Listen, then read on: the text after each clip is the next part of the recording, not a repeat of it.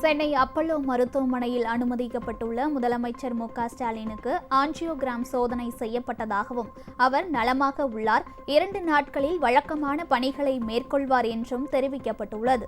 முதலமைச்சர் ஸ்டாலின் லேசான தலைச்சுற்றல் பிரச்சினை காரணமாக கடந்த திங்கட்கிழமை சென்னை கிரீன் சாலையில் உள்ள அப்பல்லோ மருத்துவமனையில் சிகிச்சைக்காக அனுமதிக்கப்பட்டார்.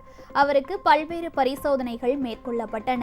மருத்துவமனையில் இருந்தபடியே உங்களுடன் ஸ்டாலின் திட்ட முகாம்கள் குறித்து பல்வேறு மாவட்ட ஆட்சித் தலைவர்கள் மற்றும் பயனாளிகளுடன் ஸ்டாலின் கலந்துரையாடினார்.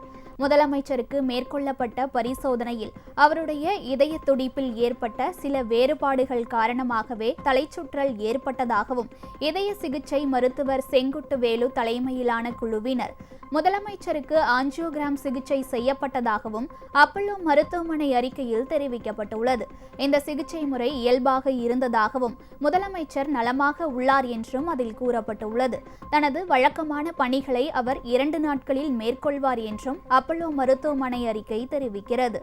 முன்னதாக அப்பல்லோ சென்றிருந்த அமைச்சர் துரைமுருகன் முதல்வருக்கு ஆஞ்சியோ பரிசோதனை செய்யப்பட்டிருப்பதை உறுதிப்படுத்தினார்.